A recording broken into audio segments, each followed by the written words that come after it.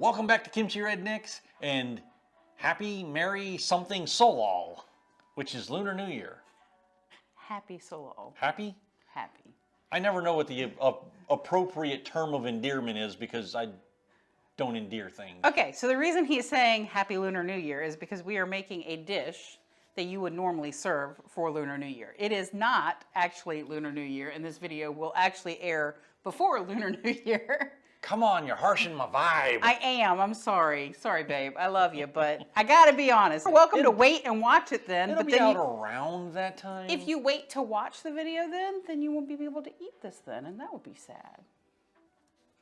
Okay, so today we are making Tteokguk. And what is Tteokguk, Chuck?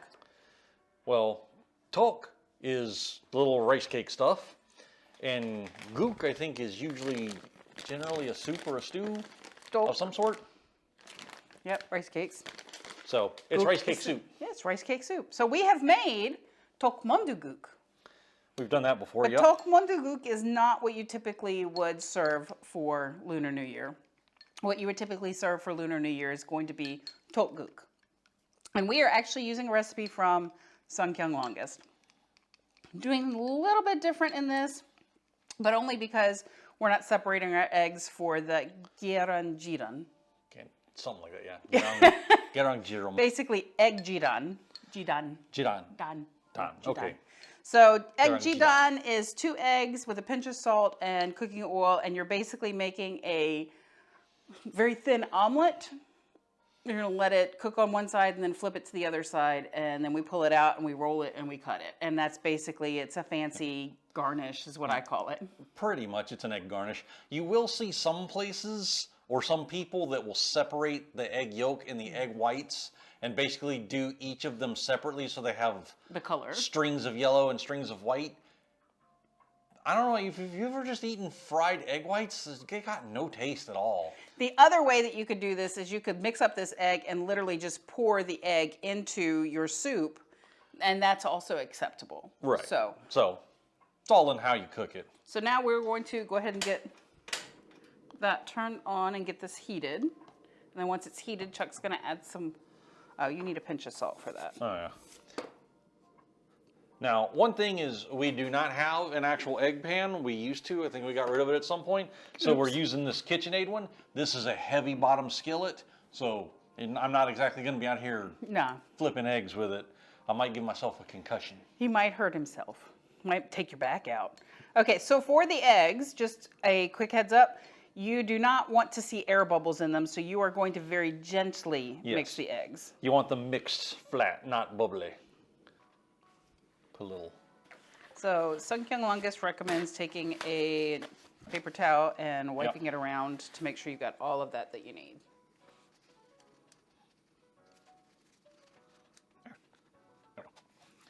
That way you can spread it around without burning your tender little fingers.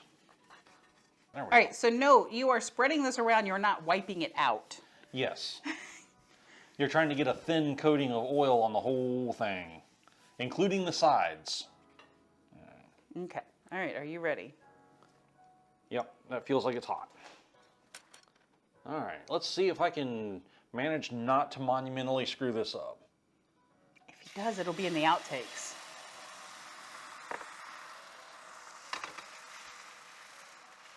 Well, also because this is a bigger pan, this is going to cook a lot faster because it's not an actual egg pan. Yay. Yeah.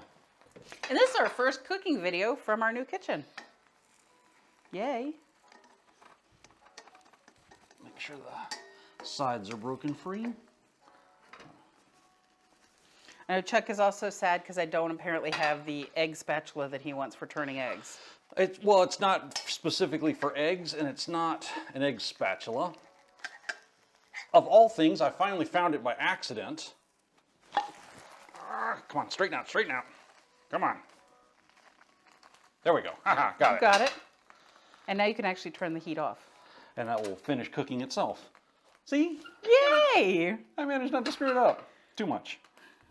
All right, what is the spatula that you actually want called? Yes. So, of all things, because I'm allergic to seafood and I don't eat fish, it's apparently called a fish spatula. But it's a little Some of them are flat, but a lot of them are just like wireframe, and it comes up, goes out, comes back. It's got a little arc to it so that you can get under something to flip it. And it's just got a couple of... We're going to have to find him one. I had one when I was like a teenager, and I used that dang for everything because I could flip anything with that spatula. All right, do we think our egg is done? Oh yeah, probably. All right, so let's get that out of the pan and into the plate. Oh yeah. And then we're going to let this cool for a little bit. Yeah. Try not to tear your egg. Because it's going to basically be folded into 3 and then cut. But while you're letting it cool, you don't want to let it... However it lays is how it's going to set. I'm trying not to get that big fold in there. It keeps wanting to fall into it. So we're going to come back to this egg. Yes. We're going to let it sit and calm down. All right, putting it in timeout. And while it's in timeout... Oh. Swinging hot pans at me, people. Hit me, hit me. Maybe you should behave more. All right, so changing gears here. We have 10 cups of water. We're going to make our soup stock. So we've got 10 cups of water here. I'm going to go ahead and turn that back on and let that start heating. I don't have 2 green onions because I have Korean green onions here. So I've got enough green onion for flavoring our stock. So we also chopped up some extra green onion for topping in just a bit.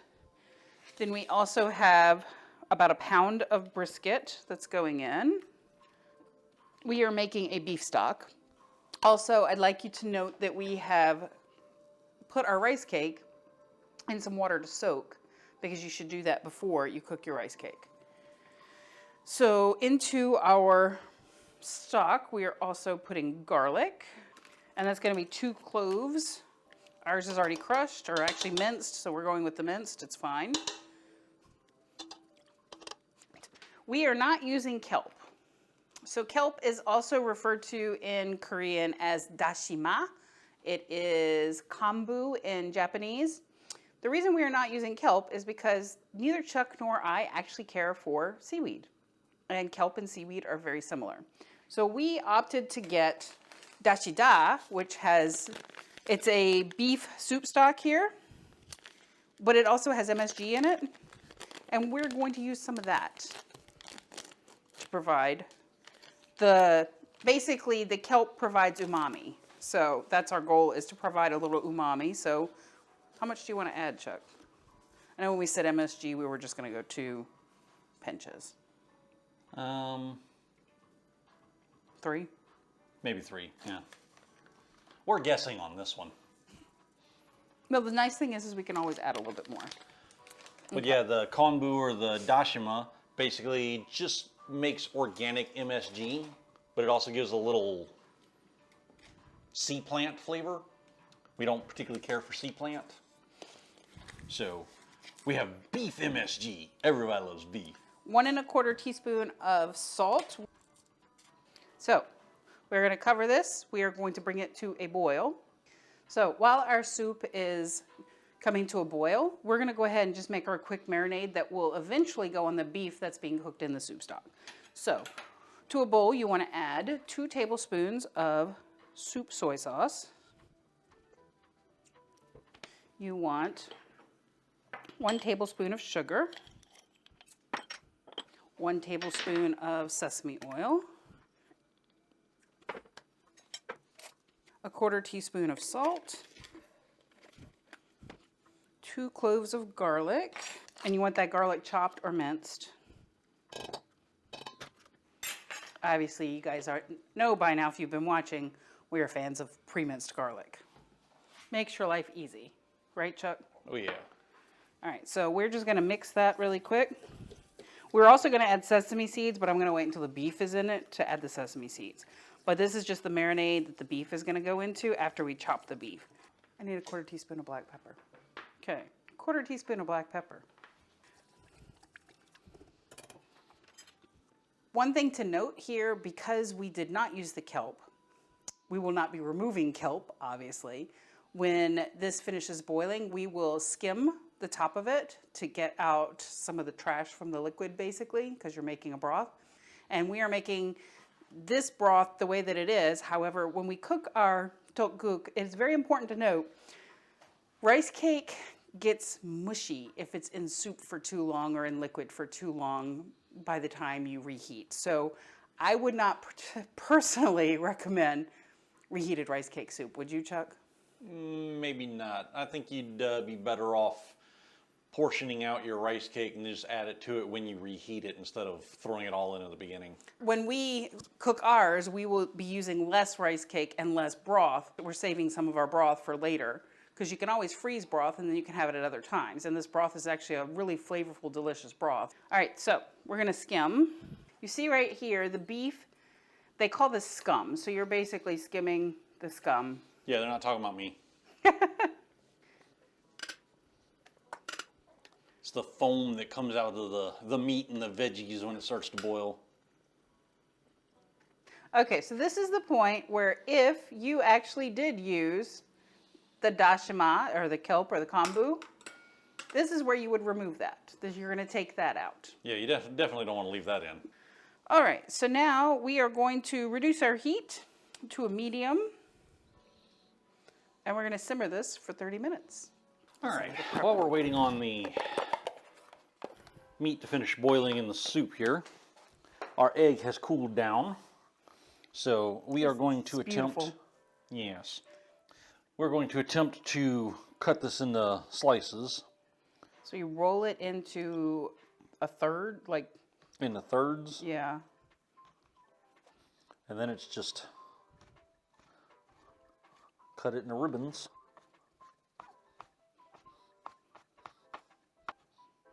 I got kind of cattywonker there. All right, just stick them in this bowl. So we've got another 5 or so minutes on our soup stock. And then once that's finished boiling, we will remove the beef and we'll remove the green onions from it. So our soup stock is done. We've removed our beef. We've taken out our green onions. And now we're going to put soup stock into this pot and bring this up to a boil. Okay, so we're bringing that back up to a boil. And Chuck, if you'll excuse me, I'm gonna go to the stove with this one. Chop it up into fine pieces.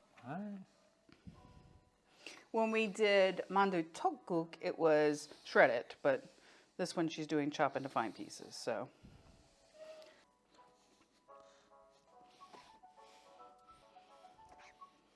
Okay, so we have a teaspoon of sesame seeds. It says crushed with your fingers, I'll be honest. I use my mortar and pestle because that's what I own a mortar and pestle for. So we're gonna go ahead and dump that in because it does go in with that. And then it will get green onion as well, so I'll drop some of that in before I start mixing. We are coming to a point where Chuck is getting closer, so I'm going to actually pop up our broth a little bit and let it come to a boil, and then we're gonna add our rice cakes. Did you consider this finely chopped? No. Okay. But I'm trying to cut it with silicone tongs for some reason, and We do have a meat fork. let's just be honest, we all know I like my meat thick. All right, rice cake in. And now we are going to keep an eye on it and stir, because you don't want your rice cake to float to the bottom. You don't want them all to stick together either. And let that come back up to a little bit of a boil. Stir the rice cake. Now that we're back up to boiling, we are literally giving this about 2 to 3 minutes. Basically, we're getting those rice cakes puffy now. Right, Chuck? Hmm. You like your puffy rice cakes? Little swole. Little juicy. Yeah, duck, if it's underdone, will be hard. It won't flex very well. And you're supposed to be able to bite through it. You don't want that hard bit in the center. It's not like pasta where you can make it al dente. dente. You don't want al dente tteok. No, if this is underdone and you try to bite through it, your teeth will just get stuck in the center of it. And then it's like trying to eat a Jolly Rancher. Rice flavored. Except not very pleasant. Yeah, trying to eat a Jolly Rancher is at least more pleasant. Mm. Now we are assembling the bowls. First, you're going to start with your green onion. And you just sprinkle that in. Chuck likes more green onion than I do.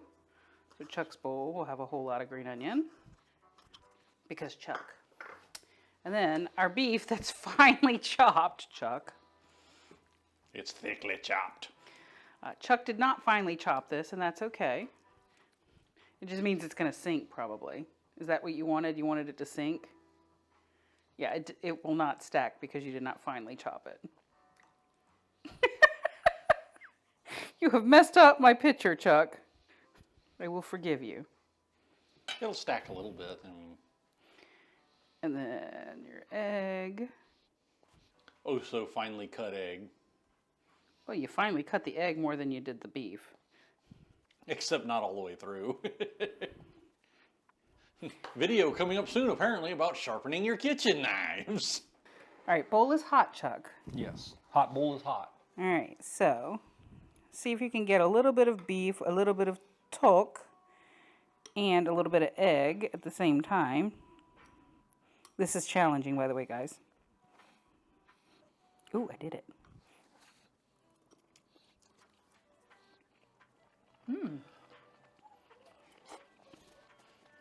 So even though this beef has not been marinating very long, it still has an amazing flavor that it added. Pretty good. Another thing we did off camera while we were taste testing is we did add some extra dashida. So we think, at a rough guess, all together, probably going to need about a tablespoon? We went with about a tablespoon total. But that puts you at a good flavor where your green onion's not overpowering. When Chuck tasted it, he thought that there was too much green onion taste to it, and that can happen, so we pulled green onions out. Because green onions have a tendency, if you're using the Asian green onions, the big ones, The big ones. they tend to overpower very quickly, which is why we only use the one. Try some tteok with just the broth. Surprisingly, the sesame oil in that is coming through clear in the beef. Okay, the tteok with just the broth is also a very, very flavorful and excellent bite. This beef got a lot of flavor from the marinade that it's been in for like 5 minutes, as well as it added a lot of flavor to the soup once you put it in. So it's fabulous. It all melds together really quick. It makes a good flavor. Also, if you wanted a little bite of kick in this, you could chop up very thinly, do like thin ribbons out of a red chili and top that as well to put in there. She does mention that in her recipe, but I wasn't getting red chili. Sorry, guys. I'm glad we have extra broth left, though.